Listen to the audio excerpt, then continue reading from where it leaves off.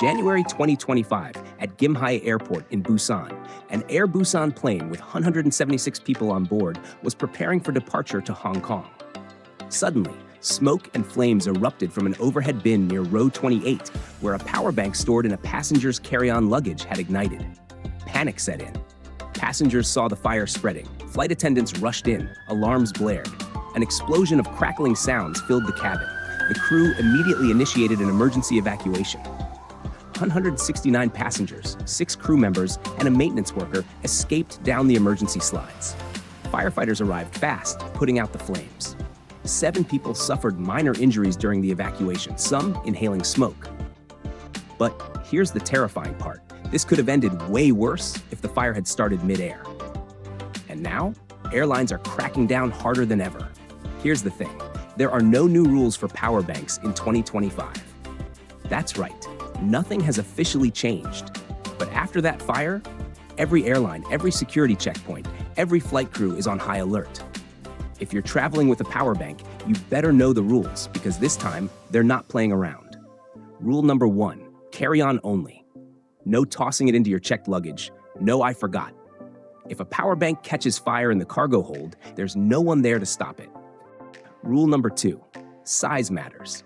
If your power bank is under 100 watt-hours, which usually means below 20,000 milliamp hours, you're good.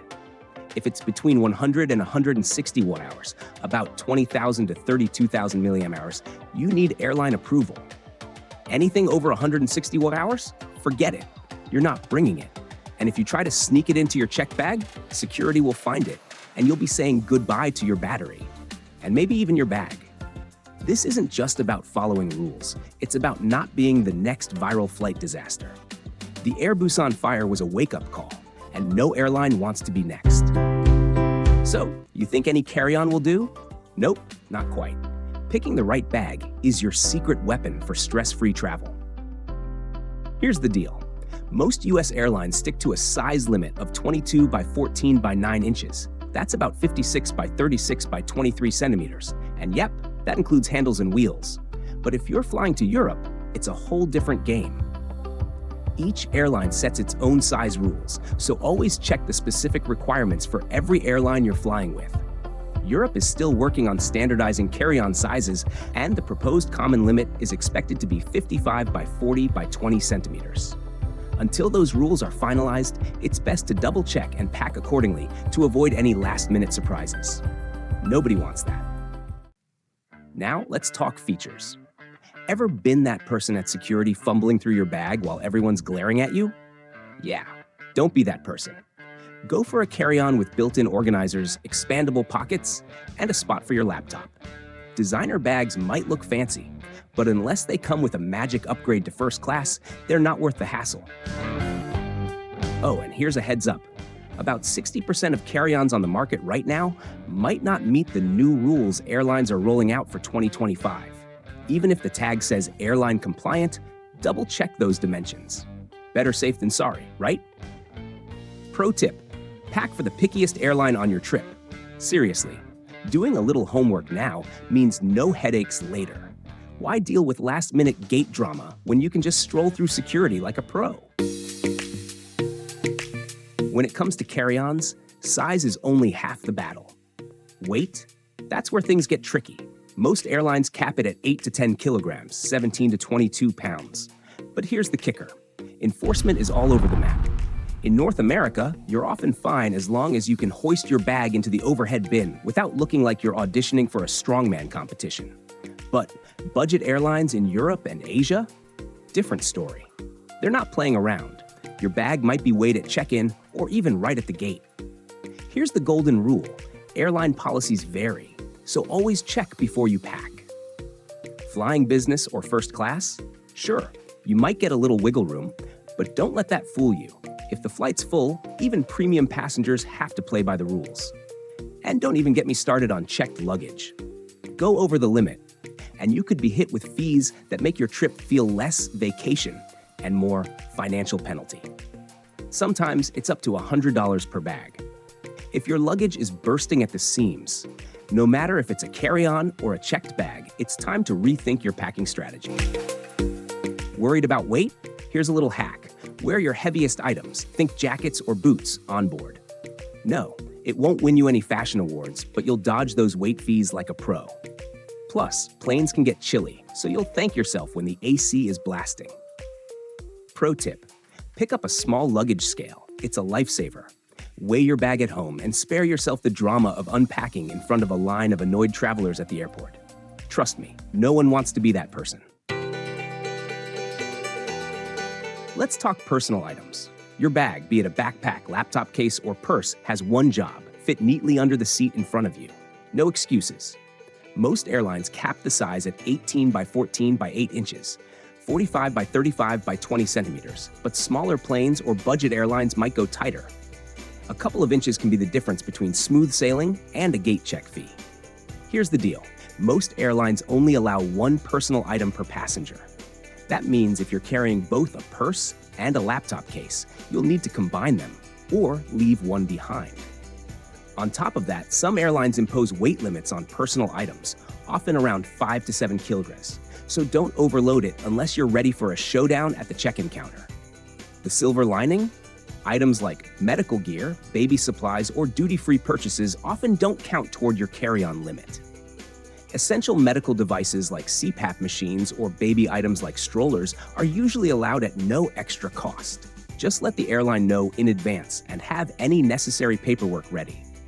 Duty-free goods are also exempt as long as they're sealed in official tamper-evident bags with a receipt, but some airlines may have size or weight rules for these. Small items like cameras or umbrellas often get a pass too, as long as they fit under the seat. Always double-check the airline's policy to avoid any last-minute surprises. Pro tip: choose a bag with plenty of compartments to keep your essentials, passport, snacks, electronics, organized and easy to grab. This makes life simpler when you're boarding or passing through security. Here's some good news. The dreaded 311 liquid rule is finally starting to fade out at some airports. Thanks to shiny new scanning technology, those tiny travel-sized bottles might soon be a thing of the past. Now for the bad news. This isn't happening everywhere. Airports in the UK, EU, and parts of Asia are leading the charge, but many US airports and smaller hubs are clinging to the old rules like it's 2006. So, what is the 311 rule again?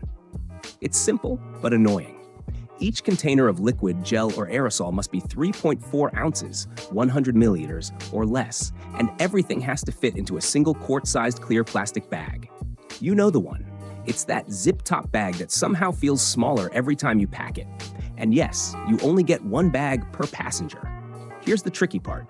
The size limit applies to the container itself, not how much liquid is inside. That means a half-full bottle that's technically larger than 100 milliliters is still a no-go.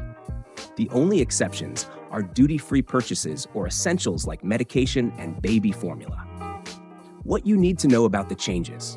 While some airports are ditching the rule, it's far from universal. To avoid unnecessary drama, stick with small, travel-sized bottles packed in a clear, easy-to-grab pouch. Even if your departure airport is cool with larger liquids, there's no guarantee your connecting airport will be as forgiving. Playing it safe means fewer surprises at security and more time to relax at your gate. Imagine this. You're at the security checkpoint, feeling confident until the agent asks you to power on your laptop. You press the button, and nothing.